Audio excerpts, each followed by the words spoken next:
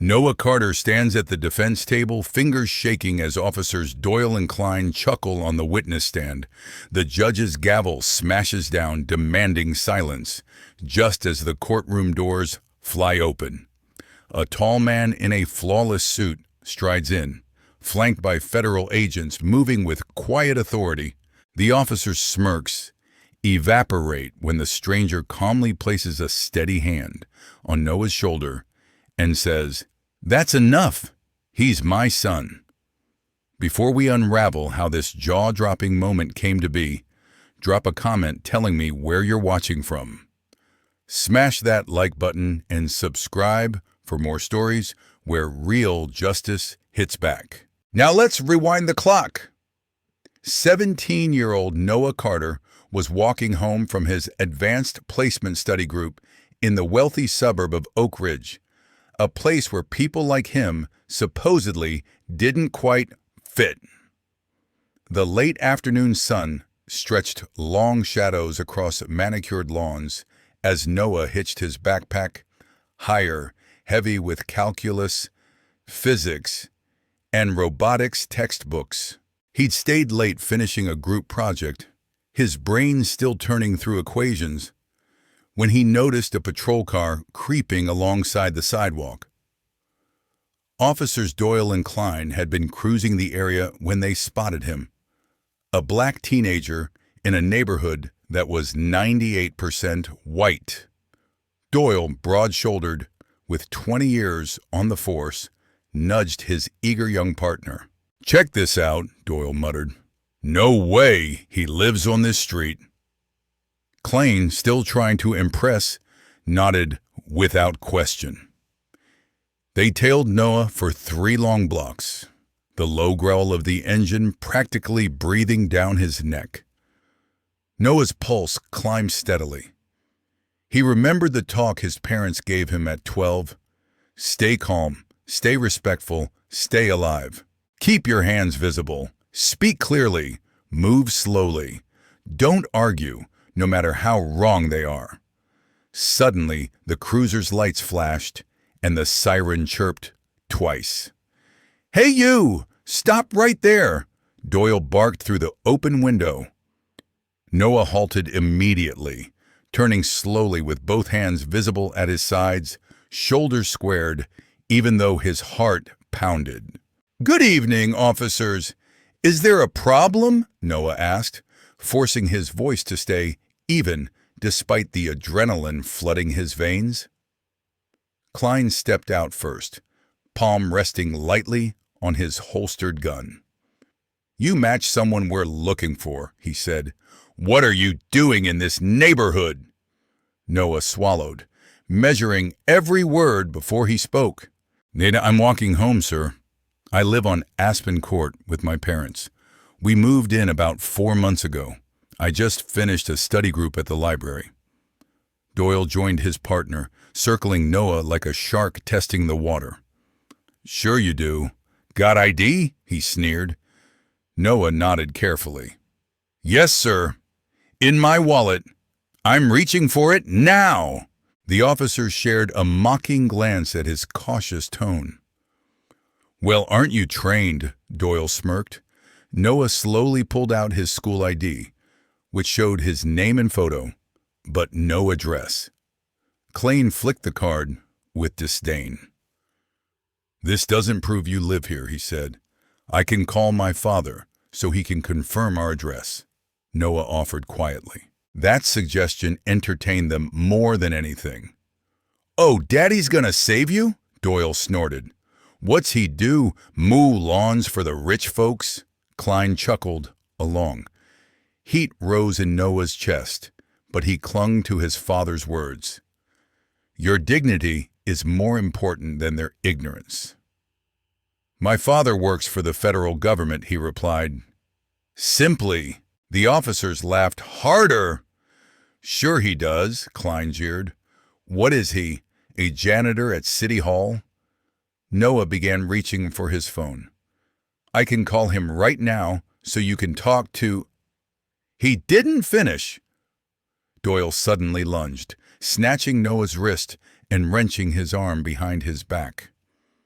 "He's reaching for something," Doyle shouted, theatrically. Noah's phone was clearly visible in his hand, screen lit. In seconds, his cheek was crushed against the hot metal of the cruiser. "I was just grabbing my phone," he gasped as cold cuffs bit into his wrists. "Yeah, they all say that," Klein muttered, pocketing the phone. "Resisting, acting suspicious in a residential area. Classic." As they shoved Noah into the back seat, he tried one last time. "Please, my father works." Klein cut him off with a laugh. "What now? FBI? CIA? Maybe he's the president?" Both officers cackled as they slammed the door. Through the partition, Noah heard them riffing on his government dad like it was a late-night punchline. They dug through his backpack as evidence, flipping through his AP homework and advanced textbooks. "Yeah, he definitely stole these from some honor student," Klein joked, ignoring Noah's name neatly written inside each cover. As the cruiser pulled away, Noah spotted Mrs. Ellison, his elderly neighbor, on her porch, eyes wide and worried. He silently begged she'd call his parents. The car turned the corner, and the familiar houses disappeared. Harsh fluorescent lights buzzed overhead as Noah was marched into the station, wrists still bound by cuffs that had already carved red grooves into his skin. The place smelled like industrial cleaner, burnt coffee, and something stale, like years of hopelessness soaked into the cracked tile. "Name!" the intake officer barked without looking up from his monitor. "Noah Carter," Noah replied, voice quiet but clear. The officer snorted. "Speak up, kid. This ain't homeroom." Noah repeated his name louder, forcing his voice not to shake. They fingerprinted him, snapped a mugshot, and tossed his belongings into a plastic bin like trash. "I need to call my father," Noah said. Again. It felt like the 100th time. The intake officer yawned, stretching his arms exaggeratedly. "Phones are a privilege, not a right. You'll get your call when we're done processing," he said. Noah knew better. One call is standard. But here, arguing felt like asking for trouble he couldn't afford. Klein appeared, more energized than tired. "Got us? An honor roll thug," he announced proudly, steering Noah down the hallway with more force than necessary. Several officers looked up, some curious, others bored, like this was just another show. "Claims daddy works for the government," Klein added, triggering smirks around the room. "Probably the same government sending him a welfare check," someone called from a desk, and the room erupted in laughter. Every step Noah took felt like walking through a tunnel lined with prejudice, every joke slicing at his sense of safety. He stared straight ahead, face blank, hiding the raging mix of fear, humiliation, and anger inside. They reached a holding cell. Klein yanked off the cuffs with a deliberately painful twist. "Welcome to your penthouse suite," he said, shoving Noah inside and slamming the door, the clang echoing in Noah's bones. The cell had a cold metal bench, a toilet with no privacy, and one other person sitting with his hands folded. "And nay en hij dispont." The man, older and black with salt and pepper hair and eyes that looked like they'd watched too many bad nights, glanced up, studying Noah in a heartbeat. "First time, he asked after Klein walked away. Noah nodded, rubbing his wrists. "Malcolm," the man said, giving just the one name. "Noah," he answered, sitting down, instinctively leaving some space. "What did they say you did?" Malcolm asked, though his tone suggested he already knew the answer. "Existing in the wrong neighborhood," Noah replied, bitterness creeping into his voice. Malcolm nodded slowly. "Ah, the classic. Walking while black offense. They love that one around here. The sarcasm held no humor, only tired familiarity. Over the next hour, Malcolm gave Noah a crash course in surviving the system. When to talk, when to shut up, how officers twisted words, which rights they happily ignored and which they couldn't. First lesson, Malcolm said, quietly leaning forward. The law on paper and the law in practice are cousins who barely speak. Second lesson, patience, he added. It's the only weapon they can't confiscate. Meanwhile, across town, FBI Director Marcus Carter was seated at the head of a secure conference room table, deep inside Bureau headquarters. He listened intently as his team presented the final stage of a 2-year investigation into an elaborate international money laundering scheme. Marcus's focus was legendary. He wore a perfectly tailored dark suit, posture still razor straight even 12 hours into his shift. He'd climbed to the top job despite every systemic barrier thrown in his path.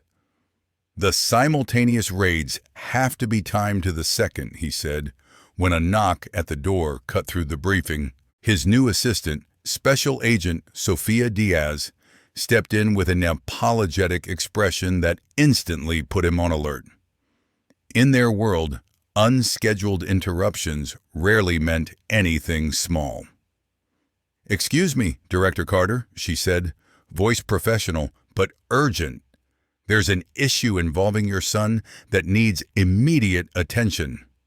Something in her eyes told him this was serious. Marcus's face stayed composed, but his thoughts shifted instantly to his family. He gave the room a tight nod. "Continue refining the coordination plan. Deputy Director Jameson will take point until I return." In the hallway, Agent Diaz handed him a slip of paper. Noah had been arrested in their own neighborhood on suspicious behavior charges, denied a phone call. They only found out because a neighbor saw the arrest and called Elaine, his wife, who'd been in court on a case. Marcus's expression barely changed, but if you knew him, you'd notice the faint tightening at the corners of his eyes, the only leak from the storm brewing beneath. "Thank you, Agent Diaz," he said quietly. "Have Deputy Director Jameson cover the rest of the briefing. Please arrange my car." As Diaz hurried off, Marcus made a series of quick calls, first to Elaine, then to his personal security detail, and finally to a contact in the Attorney General's office. Each conversation was short, precise, and controlled, his anger channeled into strategy. Marcus hadn't become the first black FBI director by reacting recklessly, even when targeted by injustice. He had spent decades learning how to funnel outrage into systems, turning pressure into reform. And now, that same system would focus its full weight on what had been done to his son. This time, the routine arrest wouldn't vanish quietly. His mind drifted briefly from logistics to Noah himself, brilliant, kind, with Elaine's sharp mind and Marcus's quiet determination. A kid who should never have needed the careful instructions they drilled into him about surviving police encounters. A kid who was now living the reality his parents had fought so hard to shield him from. Marcus straightened his tie, checked his watch, and stepped into the elevator. His expression gave away nothing, but his purpose was set like stone. The officers who had mocked his son, denied his rights, and treated his life like a joke had no idea who they were dealing with, or how far this would go. What would you do if someone targeted your child purely because of their skin color? Would you explode on the spot, or would you sharpen every move like a blade? Comment 1 if you think Director Carter should reveal who he is immediately.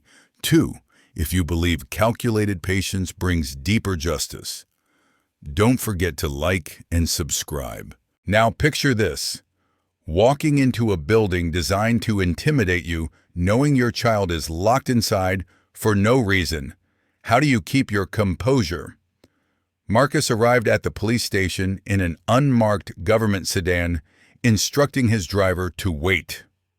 No sirens, no motorcade, just quiet authority stepping onto cracked asphalt. He wore his usual dark suit, crisp white shirt, and a simple tie. No visible badge of power, intentionally blending in so he could watch without being watched. The late sun stretched shadows across the parking lot as he buttoned his jacket and walked through the station doors. Each step measured, every sense switched on. The lobby buzzed with half-organized chaos. Officers filling out reports, civilians slumped in plastic chairs, phones ringing into the void. Marcus approached the front desk where a heavy-side sergeant pecked slowly at a keyboard, clearly taking his time. "Excuse me," Marcus said, voice polite but firm. The sergeant kept typing for 30 more seconds before looking up. "Have a seat. I'll get to you when I feel like it," the sergeant grumbled, jerking his chin toward the crowded chairs. Marcus remained standing. "I'm here about Noah Carter, brought in about 2 hours ago. I'm his father," he said evenly. The sergeant squinted, manging Noah's last name under his breath as he checked the system. He scrolled lazily, mug in hand, sipping from a cup emblazoned with the phrase, "I'm not always right, but I'm never wrong." Marcus stood perfectly still, taking mental notes. Who was working? Who was goofing off? Who wore authority like responsibility? And who wore it like a costume for their own entertainment? Finally, the sergeant snorted. "Yeah, we got him. Resisting arrest. Suspicious activity. You can wait over there with everyone else," he said, motioning with his chin toward the chairs. Some people already looked like they'd been waiting for hours. "I'd like to see my son now," Marcus replied, tone still respectful, but carrying a subtle, unmistakable weight. Color flushed up the sergeant's neck. "We got procedures, pal. Your boy isn't processed yet. Could be an hour, could be tomorrow morning. Depends how busy we get." He turned to the person behind Marcus.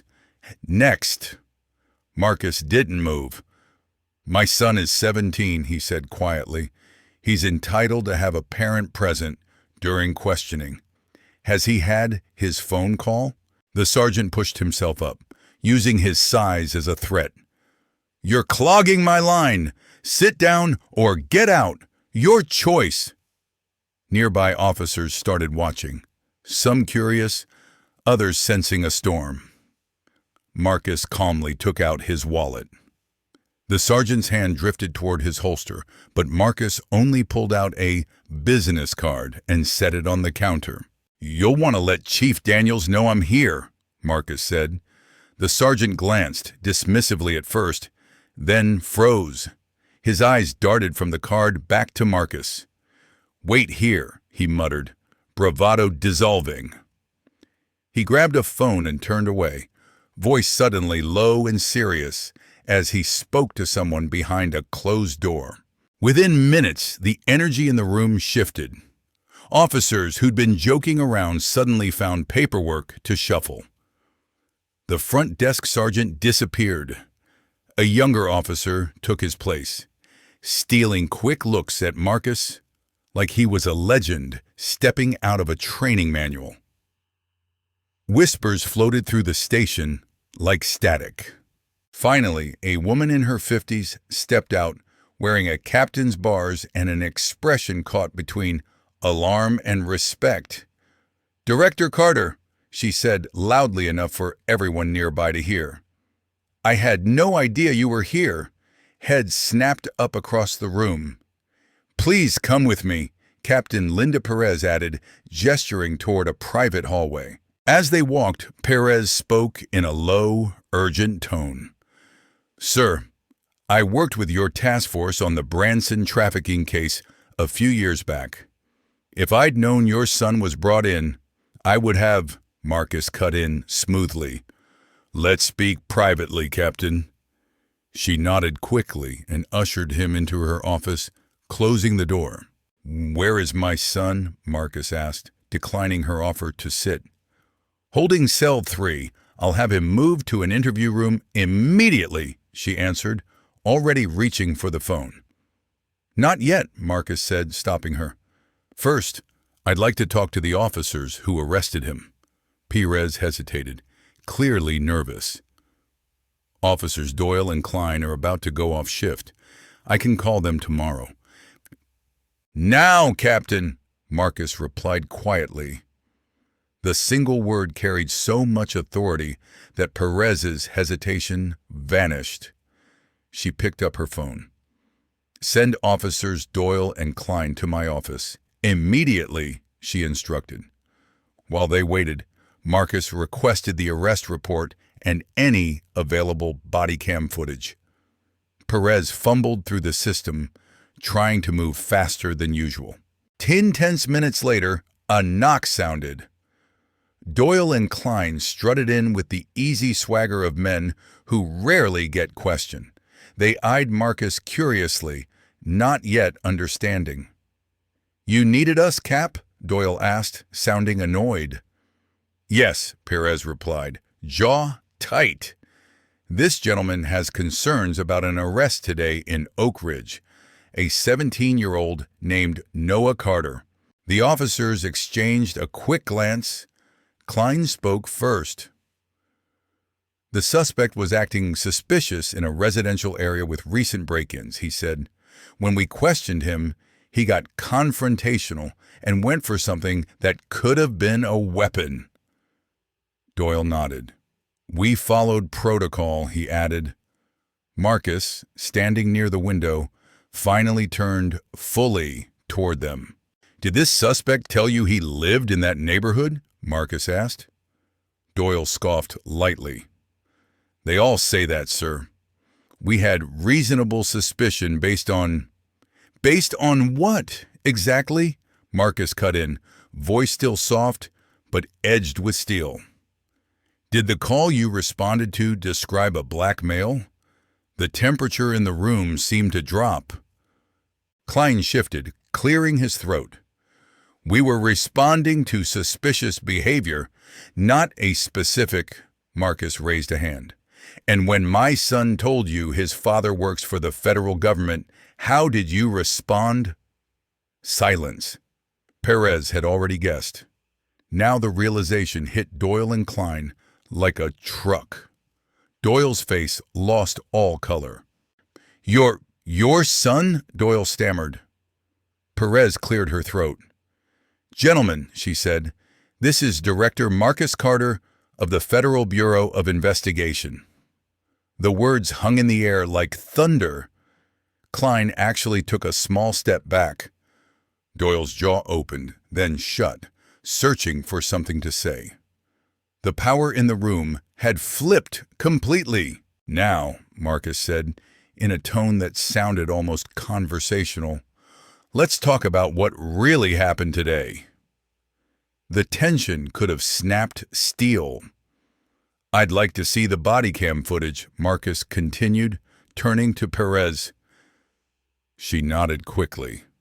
Of course, Director. We can pull that up right now.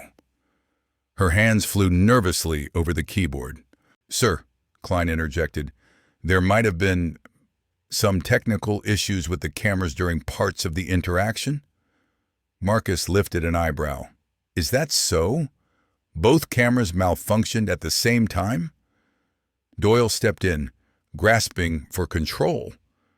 Regardless of any tech problems, your son was in an area where he clearly didn't belong, and his behavior was concerning. My son, Marcus replied evenly, was walking home from a study session in our neighborhood. We've lived on Aspen Court for months. He carried a backpack full of textbooks, not burglary tools. What specific behavior concerned you, Officer Doyle? Doyle's face flushed, words sticking. He matched a profile. Marcus extended a hand toward Perez's monitor. Show me the dispatch record with that profile, he said. I'd like to see the exact description. Perez pulled it up with visible discomfort and rotated the screen. The call described a suspicious person, white male, 30s, about 6 feet, red hoodie. Noah was a black teenager in a blue academic team jacket. Marcus studied the screen quietly. Interesting, he said at last. I'm not seeing the resemblance. The room sank into silence until Marcus spoke again. I'd also like to read the arrest report. Perez displayed it. The report painted Noah as aggressive, resistant, and reaching for an unknown object, conveniently framing the officer's force as justified. No mention of Noah offering to call his parents. Oh, whoa, what? No mention of him stating he lived in the neighborhood. No mention of their jokes. I'd like to see my son now, Marcus said finally. Perez sprang to her feet. Of course, I'll take you to him myself. Before leaving, Marcus turned back to Doyle and Klein. You're free to go home for now. Don't leave town, he added calmly. The implication landed harder than any shout. As Marcus followed Perez through the station, it was obvious the news had spread. Officers who'd previously ignored him straightened up when he passed. Some nodded stiffly. Others suddenly found reasons to examine their shoes. Authority had shifted, not just in her office, but through the entire building. They reached an interview room where Noah had been moved from the holding cell. When the door opened, Marcus caught his breath. Noah's clothes were wrinkled, his eyes exhausted, a small cut visible on his cheek where he'd been pressed against the cruiser. Noah looked up, relief washing over his face the moment he saw his father. Dad, Noah said softly, the single word carrying everything. Marcus crossed the room and pulled him into a firm embrace, then gently tilted his chin to examine the cut. Anywhere else hurt? He asked. Noah shook his head. Just my wrists from the cuffs. It's not too bad. Captain Perez slipped out quietly, closing the door. Tell me everything, Marcus said, taking a seat opposite his son. Don't leave anything out. For the next 20 minutes, Noah recounted the entire ordeal, being followed, the mocking comments, the twisting of his arm, the way they laughed about his father, the denial of his phone call, the holding cell, Malcolm's advice, all of it. Marcus listened without interrupting, occasionally asking brief clarifying questions, but mostly letting Noah speak. When his son finished, Marcus rested a hand on his shoulder. You handled yourself perfectly, he said. You were calm, respectful, careful.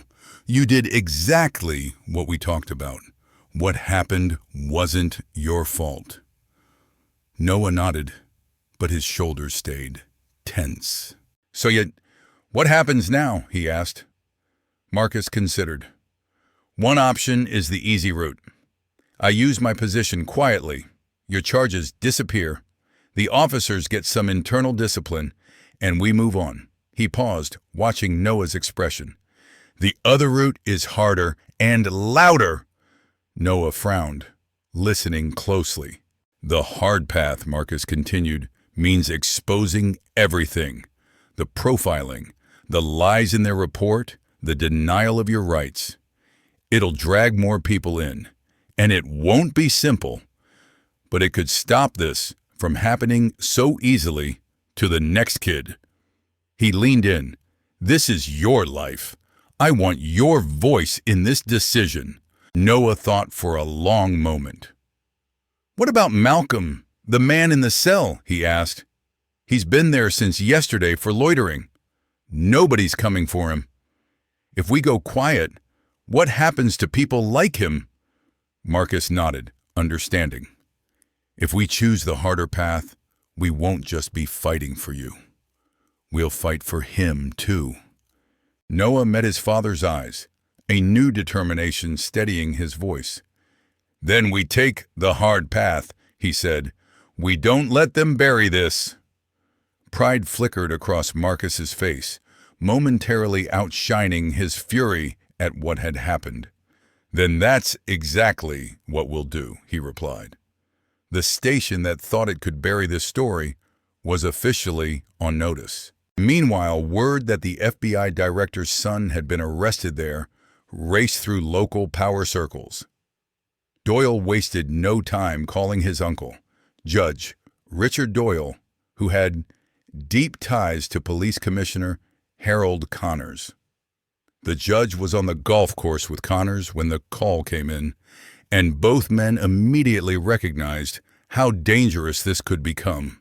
Within an hour, an informal crisis meeting convened in the commissioner's office.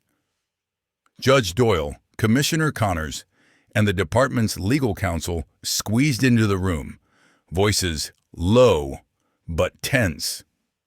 We need this to disappear immediately, Connors insisted, pacing.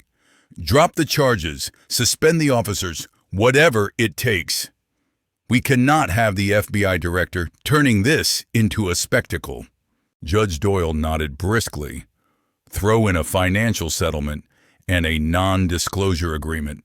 If we keep him quiet, the public never hears a word.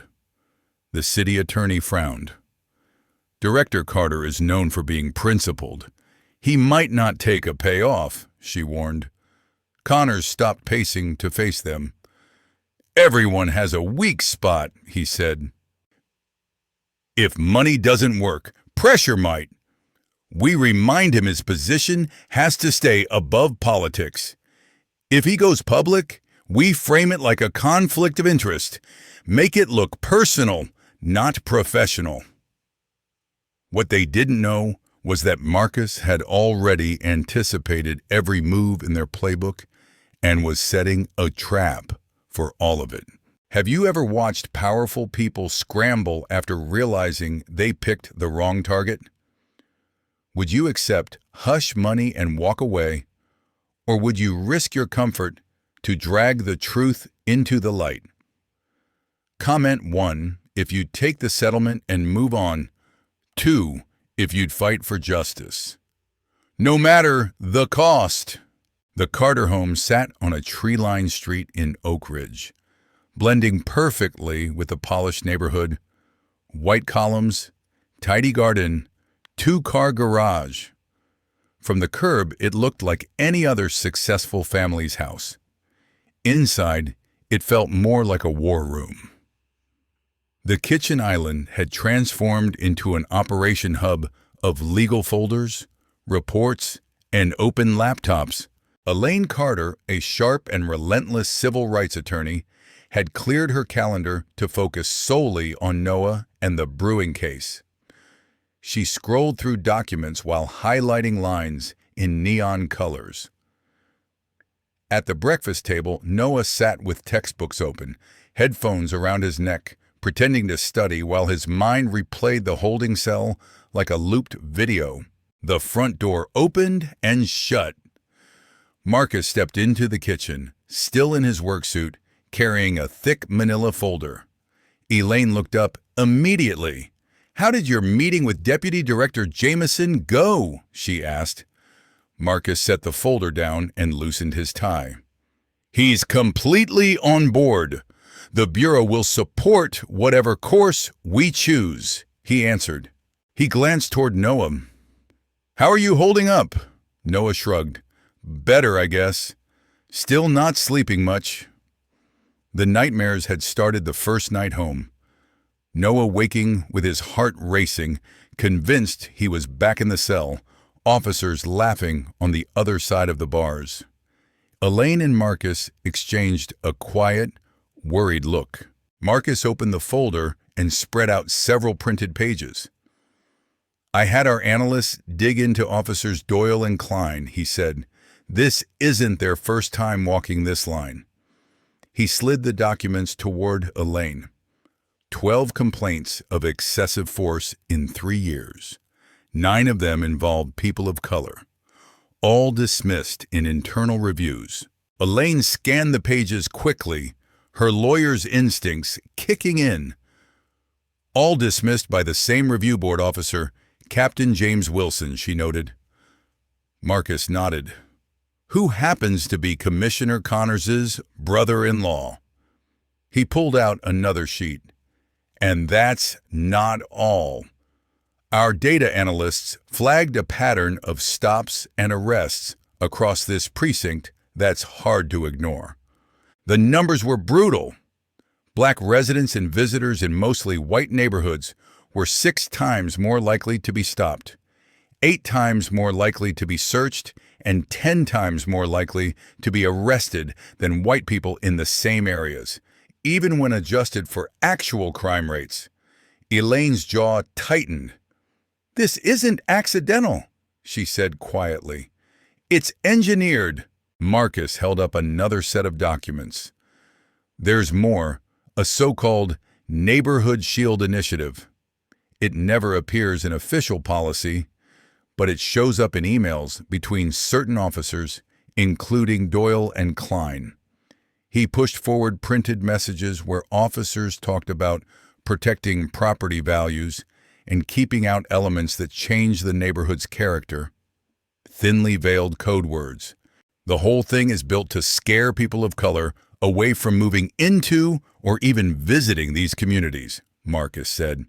"And when it goes too far, people like Connors and Judge Doyle make sure complaints vanish. The officers don't get punished. They get praised." Noah listened in silence, realizing he'd collided head-on with a machine designed to exclude him. Later that night, after Noah went upstairs, his parents continued in hushed voices in the living room. "I've already spoken with the Civil Rights Division at Justice," Marcus said. "The data alone could justify a federal investigation into discriminatory policing here." Elaine nodded slowly, but concern clouded her face. "We have to think carefully about optics," she replied. "You're the FBI director. Using your position to go after the department that targeted your son could be spun as a conflict of interest," she warned. Marcus leaned back, hands steepled. "I've thought about that. I've already filed an official recusal from direct involvement. Deputy Director Jameson will oversee any Bureau actions connected to this," he said. "That solves the technical conflict," Elaine replied, "but not the political one. You know how this will play. They'll call it a personal vendetta." Marcus's voice sharpened. "Let them," he said, because this was never just about Noah. He's simply the one who exposed what's been happening to countless people who don't have his advantages. A sharp crash echoed from upstairs, followed by a strange sound. Both parents rushed to Noah's room. They found him standing by his desk, breathing hard, glass shards scattered at his feet, water soaking the floor. "I'm sorry," Noah blurted, eyes wide. "I was thinking about going back to school and my hand just slipped." Elaine gently guided him to the bed while Marcus cleaned up the mess. The confident debate club kid who used to light up rooms now jumped at sudden noises and struggled to track conversations. The damage from that routine stop was more than skin deep. It had carved into his sense of safety in ways no bandage could fix. The next morning, Marcus made calls from his home office before heading back downtown. First, he phoned an experienced FBI analyst named Lena Park, asking for deeper background checks on key figures in the local police, judiciary, and political circles. Next, he called Malcolm, the man from Noah's holding cell, whose name he'd quietly requested before leaving the station. Marcus had already arranged for a public defender to re-examine Malcolm's case. Within hours, the flimsy loitering charge fell apart and Malcolm walked free.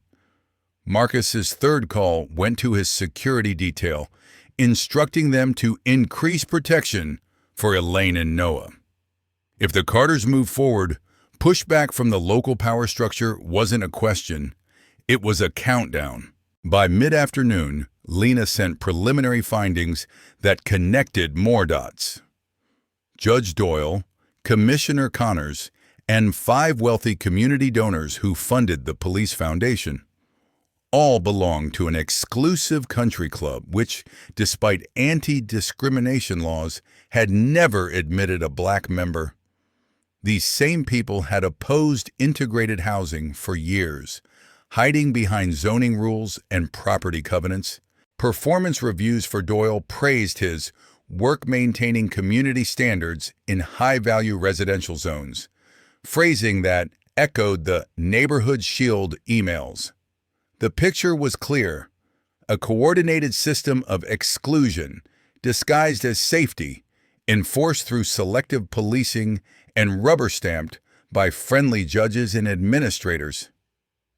Meanwhile, Noah's return to school felt like stepping into a courtroom without a judge.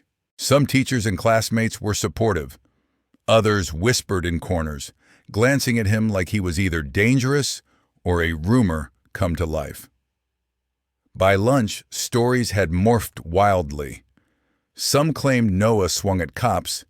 Others said he tried to run. His teammate Jordan slid onto the bench across from him. "Man, what actually happened?" Jordan asked. Noah struggled to explain without sounding like he was seeking pity.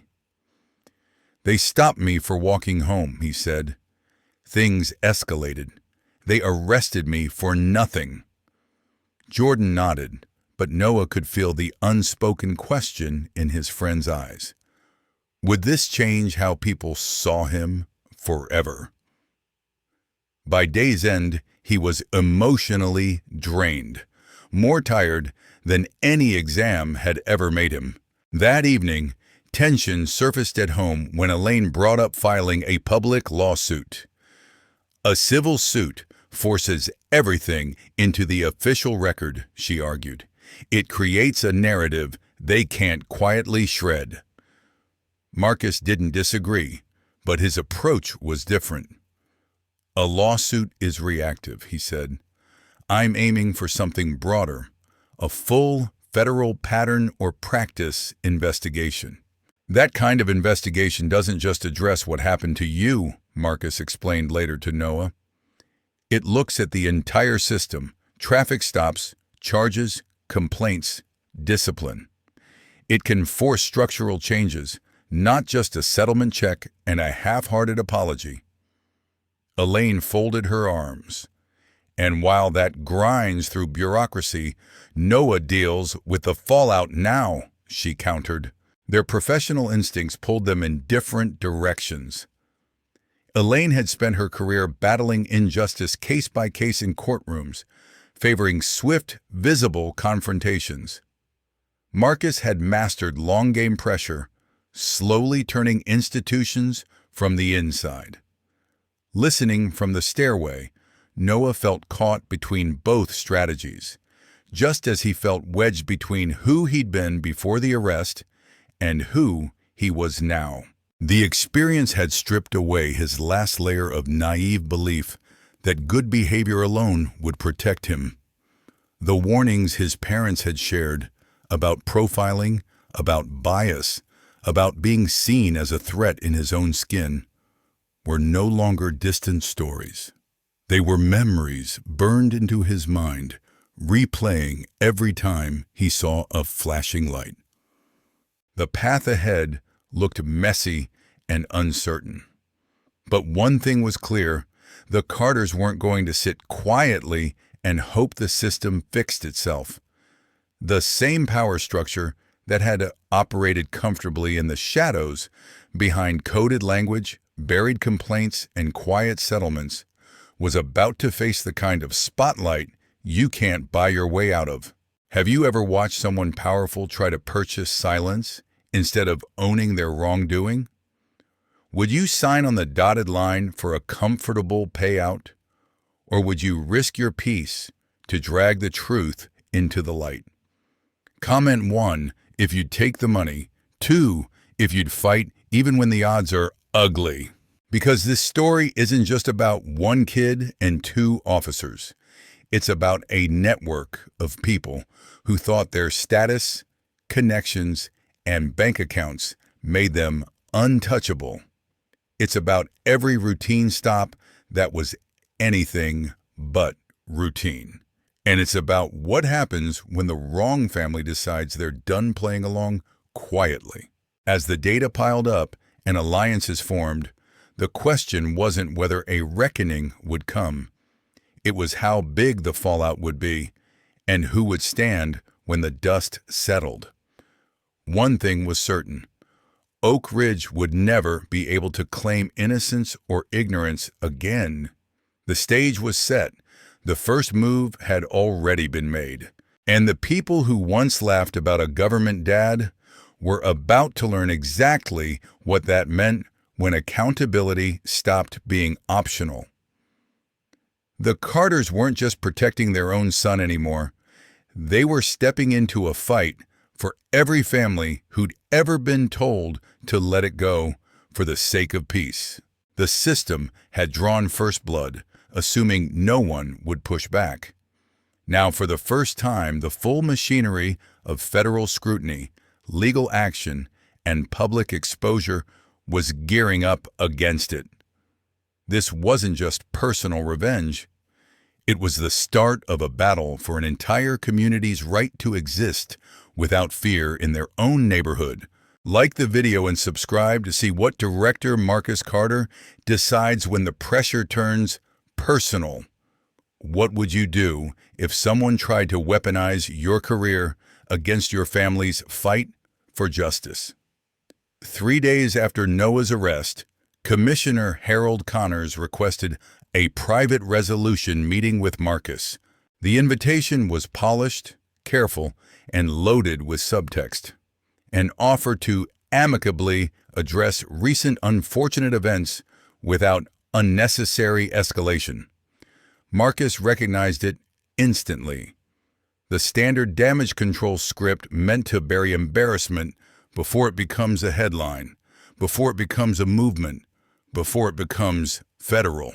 After talking it through with Elaine and Noah, Marcus agreed, though not for the reasons Connors expected.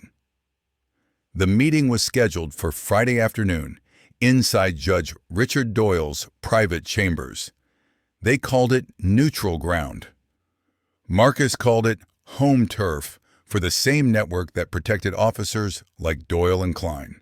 Marcus arrived on the dot, declined coffee, and sat across from Commissioner Connors, Judge Doyle, and a city attorney whose hands couldn't stop fidgeting with a pen. The wood-paneled room, leather-bound law books, and oil portraits weren't decor. They were a warning dressed up as tradition. Connors, silver-haired and smiling like a man trained for cameras, opened with rehearsed sincerity. Director Carter, let me personally say, I'm sorry about what happened to your son. That's not what we expect from our officers. Marcus nodded once, offering nothing else, letting silence do the work. Connors pushed forward into the quiet, uncomfortable gap. We've reviewed the incident, and we're prepared to act immediately. All charges against Noah will be dropped. No record of the arrest retained. Judge Doyle leaned in next, posture heavy, with authority that had ended countless complaints before they ever breathed. Additionally, the judge said, the officers will be disciplined 2 weeks unpaid suspension and mandatory sensitivity training. The city attorney slid a document across the polished desk. And a settlement of $120,000 for distress in exchange for a standard confidentiality agreement. Seihinin nauteli natfortunis identitini. Marcus finally spoke, voice calm enough to freeze water. And what exactly does your confidentiality agreement cover? The attorney cleared his throat. Standard language, no public discussion, no additional legal action, and acknowledgement the settlement is not an admission of wrongdoing. Marcus didn't touch the paper yet. He let the words hang, then asked, "And you believe that adequately addresses what happened to my son?" Connor spread his hands like a reasonable man offering peace. "It's generous and fair. These situations can spiral into divisive controversy that helps no one. This lets everyone move forward." Marcus picked up the agreement as if considering it, and the air shifted. Judge Doyle reclined, voice sharpened into a quiet threat. "Director Carter, your position requires public trust and political neutrality.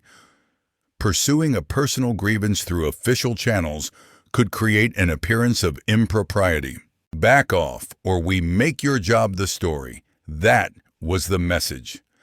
Marcus set the document down neatly and met each man's eyes in turn. "Gentlemen," he said, "I appreciate your time. Before I respond, you should be aware of several developments."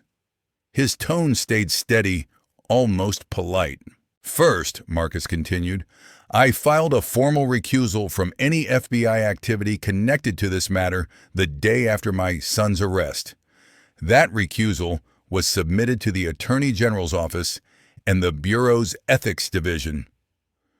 Connors and Judge Doyle traded a quick glance, their confidence blinking. "Second," Marcus said, "the Department of Justice Civil Rights Division opened a preliminary inquiry yesterday into discriminatory policing patterns in this district, based on statistical evidence that predates Noah's arrest." He paused long enough for the information to land. The city attorney swallowed hard.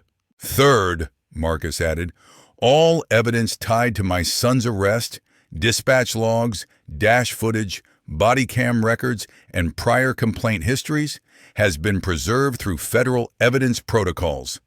Any alteration now would qualify as obstruction." The attorney's face drained, the kind of pale that comes with sudden math. "Lastly," Marcus said, "I've already given a detailed statement to investigative reporter Tessa Ramirez, who's preparing a piece on the Neighborhood Shield initiative. I requested a short hold while Justice completes its initial assessment." Silence swallowed the room. Their leverage didn't just weaken, it evaporated. Connors recovered first, outrage appearing on cue.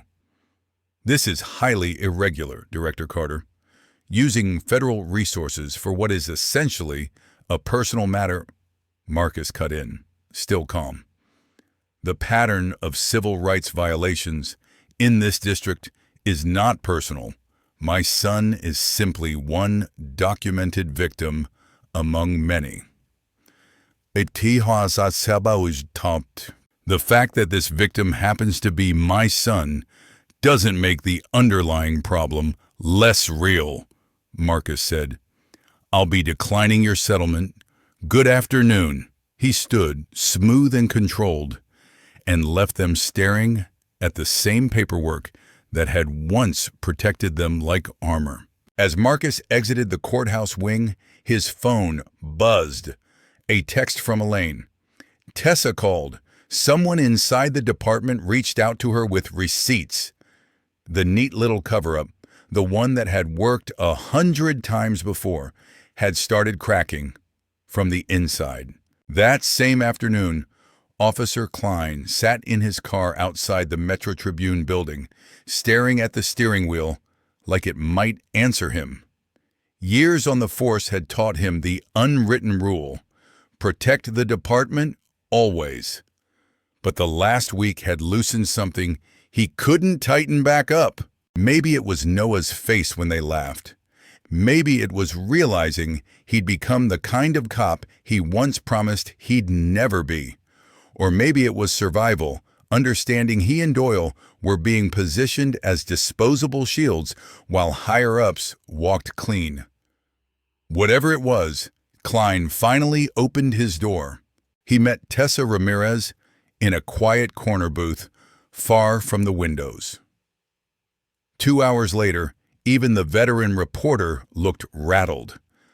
Klein described assignments targeting affluent neighborhoods, orders to discourage so-called outsiders, and a routine habit of adjusting complaint files before they ever reached review boards. The worst part wasn't the stories. It was the proof! Klein handed over saved emails and texts showing directives that never appeared in official channels, language dripping with coded intent. It spelled out neighborhood shield clearly. Protect property values, maintain standards, keep the wrong people uncomfortable enough to leave.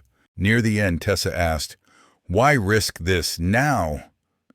Klein stared into his coffee for a long moment.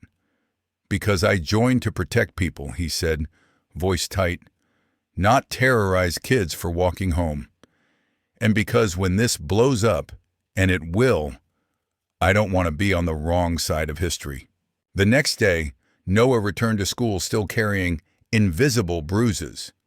The hallways felt sharper, louder, full of eyes that might be curious or cruel.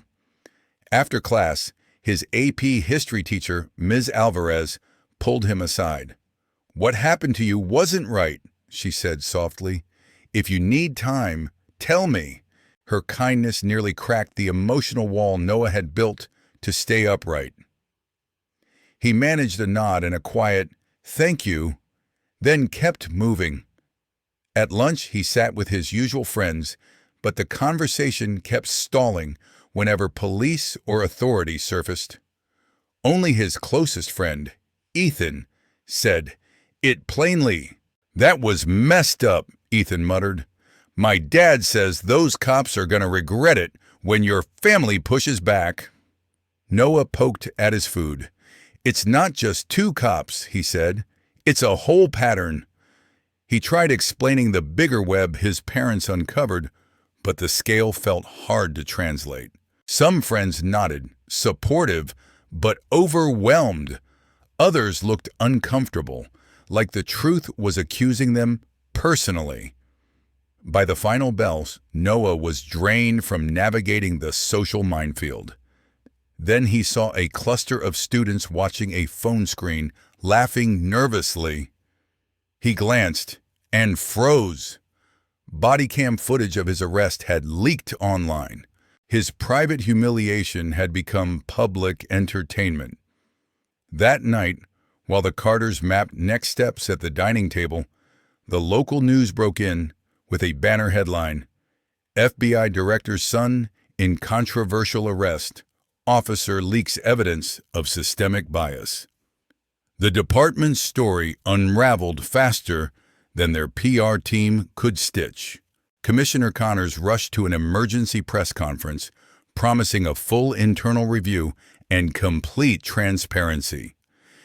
It was the usual crisis script, the same words they used every time they expected people to forget. But this time, there were too many eyes, too many documents, too many brave voices refusing silence. The cover-up that had survived for years was collapsing in real time, exposing not just one ugly arrest, but a system engineered to keep inequality looking like order. And despite Connors's frantic calls behind closed doors, Noah's arraignment moved forward because the Carters understood something powerful. Court records don't disappear as easily. Noah's arraignment proceeded in courtroom 3B. Elaine insisted on it, knowing public proceedings force evidence into official history. She successfully filed for Judge Richard Doyle's recusal due to his family ties to Officer Doyle. The case landed instead with Judge Vivian Park, known for running a tight courtroom. The gallery buzzed with cameras and whispers. Local reporters packed the benches, joined by national outlets drawn by the headline, "Gravity." At the prosecution table, Officers Doyle and Klein sat beside department attorneys who'd spent days coaching them. Their expressions said they still believed this was manageable, just a temporary media headache. At the defense table, Noah sat beside Elaine, who refused outside counsel despite offers from famous attorneys chasing publicity. Marcus sat directly behind them, first row, silent but unmistakable. Judge Park called the court to order with a no-nonsense tone that made even the reporters straighten up. This court will address case number 2025 CRC 1-94, Judge Park said, voice crisp. State versus Noah Carter on charges of resisting arrest and suspicious behavior. Elaine stood. Not guilty, Your Honor. And we move to dismiss for lack of probable cause and constitutional violations. The prosecutor, ADA Grant Hollis, sprang up in protest. Your Honor, the state has substantial evidence. Officers had reasonable suspicion given recent break-ins and the defendant's behavior.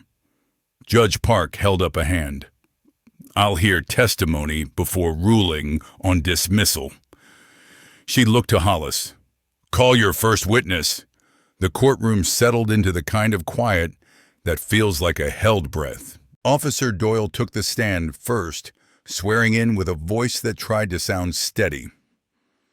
Under direct examination, he delivered the polished narrative.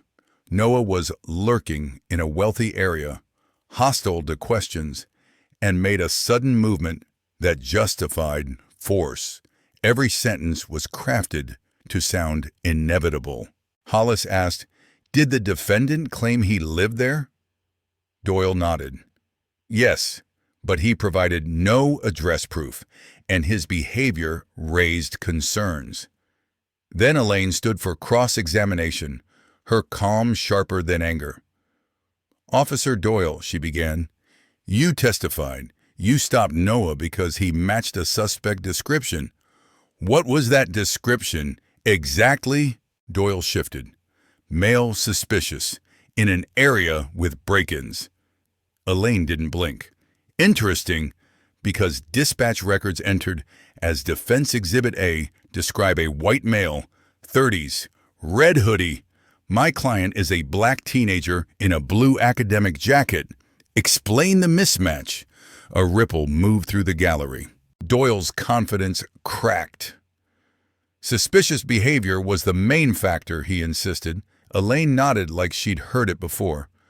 Your body cam was working at the beginning, correct? Yes, Doyle answered quickly. Elaine turned to the technician. Let's play that footage. The screen lit up, and reality spoke louder than testimony. The video showed Noah polite, hands visible, voice controlled, nothing like the aggressive suspect described. Elaine moved methodically through contradictions between the footage, the report, and Doyle's statements. Each question was a pin. Each answer deflated another balloon. By the time she stepped back, Doyle looked smaller in his own uniform. Officer Klein followed, testimony tight and defensive. He insisted the arrest was training and experience, claiming race played no role. Elaine's cross took a hard turn. Is it standard procedure to mock a detained minor by suggesting his father is a janitor at City Hall? Klein's jaw clenched. I don't recall. Elaine approached the bench. Your Honor, we request to play enhanced audio from the dash system. The state objected. Late discovery. Elaine stayed calm. We received raw footage, but the audio required specialized enhancement due to the convenient body cam failures. Judge Park considered, then nodded. Once. Play it, Nikes. The courtroom speakers delivered the truth. Mocking laughter, cruel jokes, and the exact comments Klein claimed not to remember. The sound hit the room like a slap. Marcus didn't move, didn't blink, just watched Klein's face as it went gray. Even the prosecutor's posture stiffened, like he'd lost control of the room. Elaine called Dr. Nadia Singh next, a statistical analyst with clean credentials and a sharper mind. Dr. Singh presented stop-and-search data showing minority citizens in wealthy zones were stopped at wildly disproportionate rates, even after controlling for crime levels, time, and location. Random chance cannot explain this, she said evenly. The probability of these disparities occurring without systemic bias is less than 0.1%, Dr. Singh explained. As she spoke, Marcus received a text and quietly stepped out for a moment, face composed, mind racing. Inside, Hollis tried attacking Dr. Singh's methodology and only gave her room to explain how robust it was. Then, Elaine announced, "The defense calls Deputy Director Randall Shaw of the Federal Bureau of Investigation." A stir rolled through the gallery as Shaw entered with 2 agents, steady and formal. He was sworn in, identified his role, and faced Elaine's questions without flinching. The court suddenly felt much larger than county walls. "Deputy Director Shaw," Elaine asked, "are you involved in an investigation related to this case?" Shaw was careful. "Not this specific prosecution," he said. "However, I lead a federal task force examining patterns of civil rights violations in this department, including the unofficial Neighborhood Shield Initiative and its disparate impact." Department attorneys shot up with objections. Relevance, prejudice, scope. Judge Park's gaze cut through them. "Limited context allowed," she ruled. "No disclosure of sensitive operational details." Shaw nodded once and continued, choosing words like a man walking a wire, but still moving forward. "Our preliminary findings indicate coordinated efforts to discourage minority presence in certain neighborhoods through selective enforcement, excessive stops, and disproportionate charging decisions," Shaw testified. "The pattern appears to involve more than patrol officers, potentially supervisors, and in some instances, judicial influence." Reporters scribbled like their pens were on fire. As testimony wrapped, Officers Doyle and Klein exchanged alarmed glances. They finally understood. Marcus's restraint wasn't weakness. It was strategy, while a larger machine started turning. Judge Park announced she'd rule on dismissal the next morning. Outside, microphones swarmed Elaine and Noah as cameras flashed like lightning. "Do you believe your son's case reveals systemic racism?" a reporter shouted. Elaine answered with precise calm. "What happened to Noah isn't unique. What's unique is he has parents with resources to fight. This case isn't about special treatment for my child. It's about equal treatment for everyone else's children." Noah stood beside her, shoulders squared, no longer the frightened kid in a holding cell. He looked like a young man learning to carry truth in public. Behind them, Marcus watched the crowd with a hard focus, knowing that every sentence spoken here would echo into City Hall, the police union, and Washington. Over the following weeks, the community shifted in visible waves. Judge Park dismissed all charges with a stern rebuke of the officer's conduct. But that ruling was only the first domino.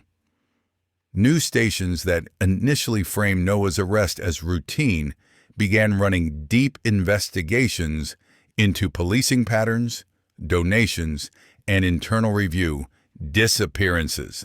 Community forums that once drew a handful of activists now overflowed with residents, angry, confused, divided, awakened. The Carters found themselves at the center of something they never asked for but couldn't ignore. Noah, hesitant at first, discovered he couldn't unsee what he'd seen, and he couldn't unlearn what he now knew. With his parents' support, Noah launched a student advocacy group called Students for Equal Justice. It started small, 10 kids in the Carter living room, but grew fast, pulling in students from across the district. "This isn't about me anymore," Noah told them, voice steadier. "Each meeting, it's about making sure this doesn't keep happening to kids who don't have parents who can fight back." The group hosted workshops, created teen-friendly Know Your Rights guides, and began documenting biased encounters at school and in public. What began as recovery became purpose, and purpose became momentum. Malcolm, the man from the holding cell, became an unexpected mentor. "You've got energy and moral clarity," he told them. "What you need from folks like me is context, history." He spoke about survival, about patterns repeating in different uniforms, and about the importance of keeping receipts when institutions expect silence. Meanwhile, political pressure tightened around Marcus. Senator Caleb Whitmore, whose campaigns benefited from police union money, demanded oversight hearings into what he called federal retaliation disguised as reform. On camera, he insisted bureau resources belonged to national security, not family disputes. Off camera, Connors' allies made calls. Quietly, contacts in Washington floated a narrative. Marcus Carter had become too political, too emotional, too compromised. Elaine's firm took on more cases identified through the growing investigation, building toward a class action, seeking structural change, not just payouts. Her office phone rang nonstop, with families saying, "This happened to my son too." To handle the flood, Elaine created an intake system and triage team. Every call added another thread to the same tapestry. Patterns emerged: the same neighborhoods, the same officers, the same supervisors, the same dismissals, and always the same feeling from victims that the system wasn't broken. It was working exactly as designed. Then one afternoon, Elaine's assistant hovered in her doorway, nervous. "There's someone here," he said. "No appointment. He says it's important." Officer Klein walked in alone. No union rep, no department counsel. He sat, posture stiff, and spoke without ceremony. "I'm willing to testify about everything." Elaine watched him carefully. "Why now?" Klein looked down at his hands. "Because I joined to protect people, not scare teenagers off sidewalks," he said. "And because the department is setting Doyle and me up as scapegoats, while the people who wrote the rules walk away clean. I won't carry their sins alone." Klein's sworn cooperation became a turning point, insider confirmation that matched what data already screamed. As neighborhood shield details surfaced, Oak Ridge split along predictable lines. Some residents were outraged that discrimination happened under their banner. Others defended it as safety, their coded language barely hiding prejudice. Social media groups turned into battlegrounds. Town halls grew so heated mediators were hired to keep people from screaming each other into chaos. Connors and Judge Doyle stopped pretending it was a misunderstanding and switched strategies, calling it federal overreach. In public, that phrase sounded principled. In private, it sounded desperate. Behind the scenes, they worked connections, pressuring justice to scale back. Their efforts found new oxygen when developer Victor Hargrove, Police Foundation board member and major donor, hosted a closed-door fundraiser for influential representatives. Days later, Marcus was summoned to a discreet meeting with the Attorney General. The message was diplomatic, but clear. Maintain boundaries, avoid appearances, keep the Bureau's integrity spotless. Marcus left composed, but Elaine saw the strain in the lines around his eyes that night at home.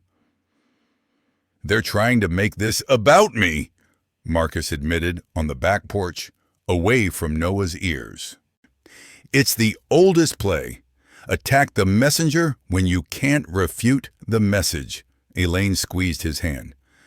"That's why we expanded it beyond Noah," she said. "It's harder to dismiss dozens of families. A pattern is bigger than one household." Marcus nodded, though his expression stayed troubled. "I expected pushback," he said, "but I underestimated how deep the connections run." For Noah, the weeks after court carried both light and shadow. College recruiters noticed his leadership. Civil rights groups offered internships.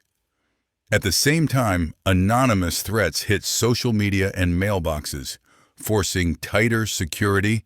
School became more polarized. Some students treated Noah like a symbol, others treated him like a problem. During basketball practice, he overheard teammates mutter that the race thing was overblown. The coach stopped practice and forced an uncomfortable conversation about empathy, one that left the gym quiet in a different way. Through it all, the Carters stayed focused on the real goal, not justice only for Noah, but reforms that protected everyone else's kids. The story had evolved from injury to reckoning. And as Klein warned Tessa Ramirez, the truth was surfacing fast, and people were being forced to choose where they stood. 6 months after Noah Carter was arrested for walking home in his own neighborhood, a crowd gathered outside the federal courthouse. Deputy Attorney General Lauren Vega stepped to the podium, flanked by officials and community leaders. "Today," she announced, "the Department of Justice is issuing a consent decree mandating comprehensive reform." The investigation that began with one teenager expanded into decades of documented bias. Vega outlined findings: discriminatory enforcement patterns, failures of accountability, and internal practices built to discourage minority presence. The decree required independent oversight, strict body camera policies, transparent complaint handling, and public data reporting to flag disparities early. Most significantly, it dismantled Neighborhood Shield, explicitly banning the use of race, ethnicity, or income as policing factors. The local power structure started collapsing under its own weight. Long protected emails surfaced. Quiet meetings became subpoenas. The system that once hid behind procedure now had to answer to daylight. Officer Doyle faced criminal charges tied to evidence tampering and civil rights violations after investigators discovered report alterations and missing video segments. Commissioner Connors resigned under pressure when communications revealed his awareness of discriminatory strategies. Judge Richard Doyle fell under state judicial review, reputation shredded by patterns of dismissed profiling complaints. For the Carter family, the victory felt both meaningful and costly. Noah was stronger, but not untouched. Elaine carried exhaustion behind her steady posture. Marcus maintained the calm face the nation expected, even when he slept lightly. Their household had become a symbol, never their goal, but now their responsibility. 2 weeks after the consent decree, Marcus testified before Congress on policing reform.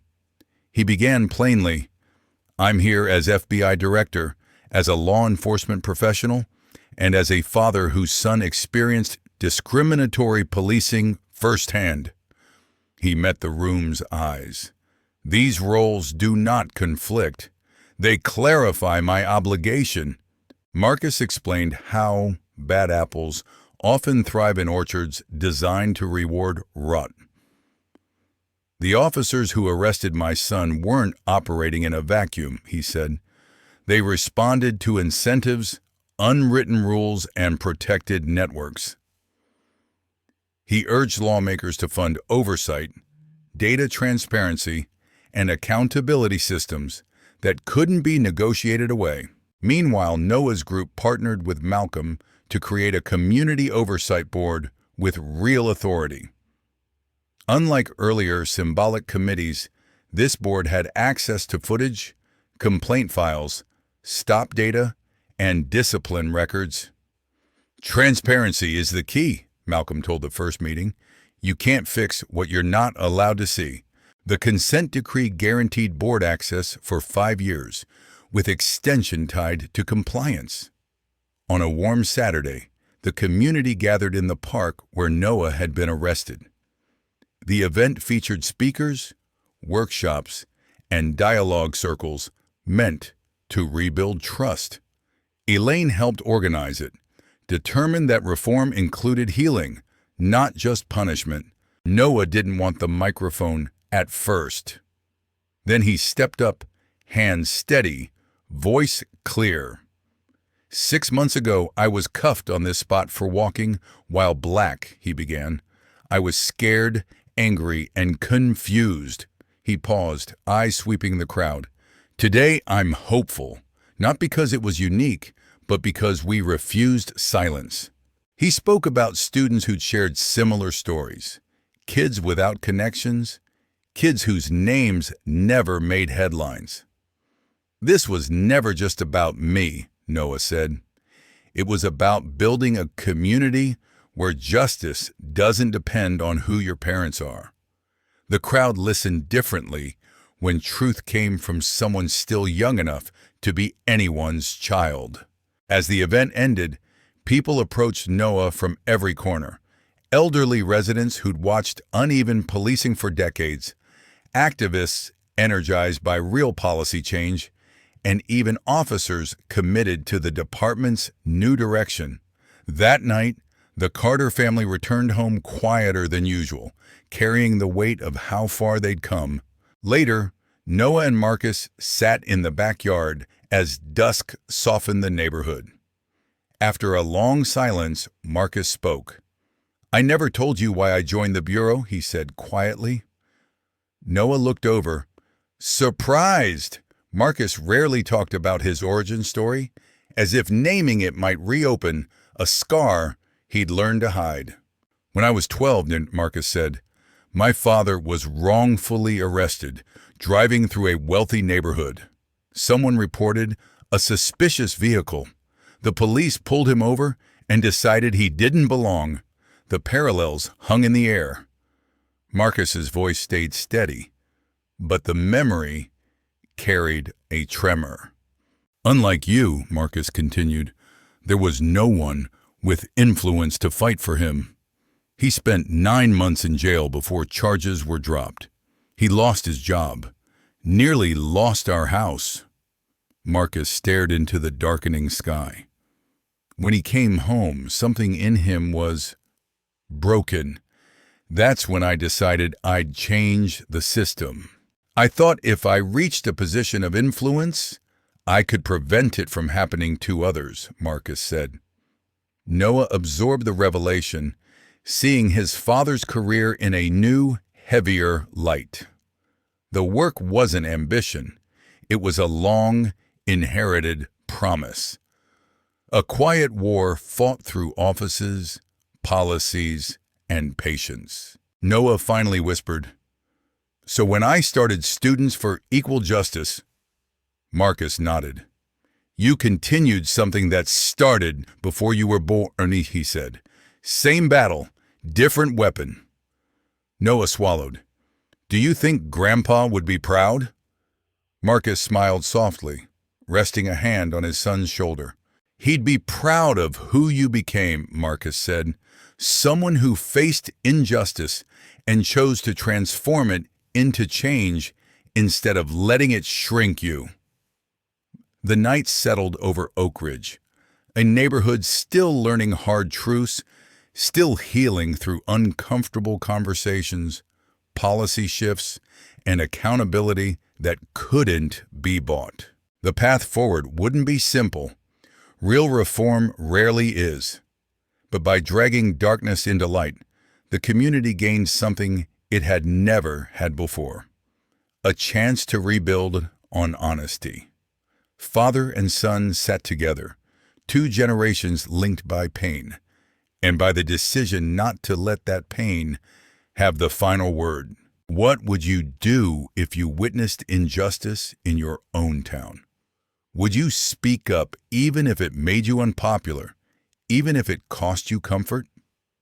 This story shows how one family's courage turned private trauma into public change, how documentation replaced denial, and how patterns became impossible to ignore.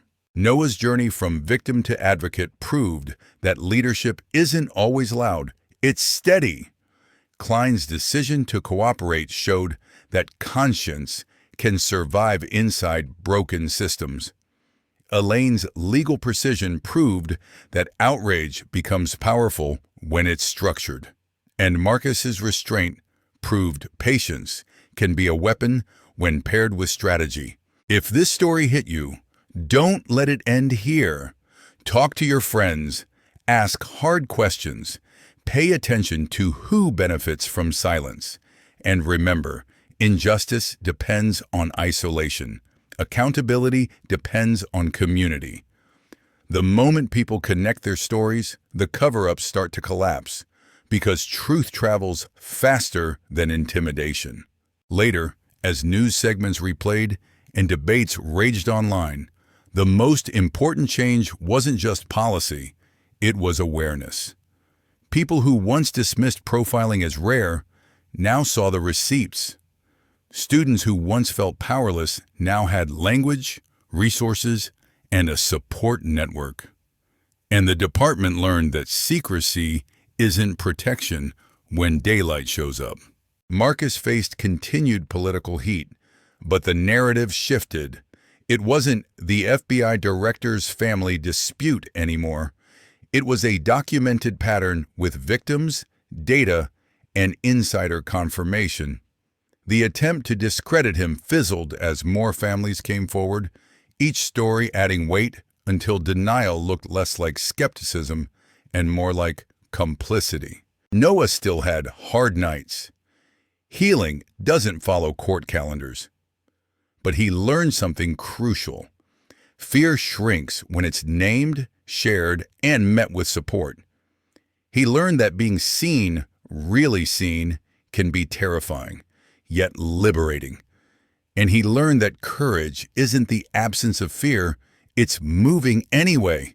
In classrooms, students discussed civil rights with new urgency. Coaches and teachers had uncomfortable conversations they'd avoided for years. Parents who never attended town halls began showing up, asking questions, demanding transparency. Change didn't feel smooth. It felt like friction, like gears grinding into a new alignment after years of rot. And still, some people resisted. They always do. But the difference now was proof. Videos, messages, statistics, testimony, evidence that couldn't be shrugged off as one misunderstanding. The consent decree wasn't magic, but it was a lever. And when enough hands pull the lever together, even old systems move. Sometimes the bravest thing you can do is tell the truth when powerful forces demand quiet.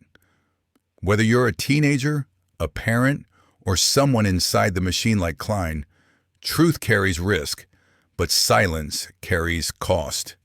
Ask yourself, if you saw harm, Would you protect comfort or would you protect people? If you've ever experienced discrimination or witnessed someone being targeted, share your story. Your voice might be the piece someone else needs to feel less alone and the spark that pushes a community to act. Because stories connect us. And once connected, people become harder to intimidate, harder to isolate, harder to erase. If this account resonated, hit like so more people find it. Subscribe for more stories where accountability wins and systems are forced to answer. And if someone in your life needs this reminder that justice can be fought for, share it. Silence isn't neutral. It's a choice that always benefits the powerful. This story shows how injustice survives when it's treated as isolated, and how reform begins when patterns are exposed. When receipts replace rumors, denial loses oxygen. When communities organize, pressure becomes unavoidable. And when young voices like Noah's step forward, the future starts negotiating with the past instead of obeying it. The Carter family didn't win because of one dramatic moment in court. They won because they built a chain, evidence, allies, public record, and persistence. They refused hush money. They refused intimidation. They refused the lie that nothing can change. And in doing so, they created room for others to breathe. Real justice isn't a quiet settlement that protects reputations. It's a transparent process that protects people. It's structural repair, not cosmetic apologies. It's oversight with teeth, policies with accountability, and leadership that can tolerate discomfort long enough to do what's right, especially when doing what's right isn't convenient. If you take anything from this, take this. Power fears patterns. That's why systems try to keep victims separated, stories scattered, and proof buried. The moment those pieces connect, the truth becomes a force. And once truth becomes force, even the most polished rooms with the thickest wood panels can't contain it. What moments in your life opened your eyes to injustice? Have you ever wished you'd spoken up? Tell your story in the comments. Someone reading it might find the courage to report, to document, to stand beside someone who's being targeted. Change rarely arrives alone. It arrives in groups, in waves, in communities. If this story mattered to you, help it travel. Like, subscribe, and share it with someone who needs to hear that silence isn't the only option. In the face of discrimination, neutrality is a myth. Together, we can build neighborhoods where belonging isn't determined by skin color, zip code, or status. Thanks for watching, and remember, the truth doesn't need permission to exist. It only needs people willing to carry it into the light. Safety is not guaranteed, even when you do everything right. For many of us in our 60s, 70s, or beyond, we raised our children and grandchildren on one quiet hope. If they studied hard, stayed polite, and followed the rules, they would be safe. Noah's story shatters that illusion in a way that feels all too familiar. He walked home with a backpack full of advanced textbooks, spoke "yes, sir" and "no, sir," kept his hands visible, exactly what so many of us taught our kids. Yet he still ended up in handcuffs, cheek pressed against a hot police car, treated like a threat in his own neighborhood. For older Americans who remember segregated buses in sundown towns, this is a painful reminder that prejudice does not retire just because we do. Justice, even now, can be as fragile as a piece of thin glass. Quiet power can be sharper than outrage. Many of us have lived long enough to know that shouting doesn't always win the day. Marcus Carter could have stormed into that station, yelling and demanding respect for his title. Instead, he walked in calm, collected and armed with facts, records, and federal backing. He refused hush money, refused a quick deal, and chose the hard road of public exposure and federal investigation. That kind of patience is not weakness. It is seasoned strength, the kind you learn after decades of watching systems dodge responsibility. And when Officer Klein finally broke his own silence, it proved something our generation has seen before. Real change often starts when one person inside a broken system quietly decides enough. The legacy we leave is bigger than one family. If you are over 65, you know life is about more than surviving your own troubles. It's about what you leave behind. The Carters turned private pain into public protection, not only for Noah, but for kids whose parents will never sit in a federal office or a courtroom.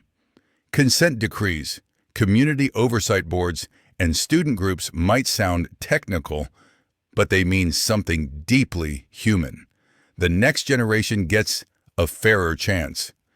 In our later years, we may not march as fast, but our wisdom, our vote, our stories, and our refusal to accept that's just how it is, can still bend the arc of justice a little closer to right. Friends, after walking with Noah and his parents through this ordeal, I'd love to hear from you, especially those of you who have seen America change over many decades. Do you believe stories like this show that we are finally moving forward, or that we still have a very long way to go? Have you ever faced or watched a loved one face unfair treatment from people in authority? How did you respond, and what do you wish you had done differently? Please share in the comments, like this video, and subscribe so more people can join this hard but hopeful conversation. Ordi-san.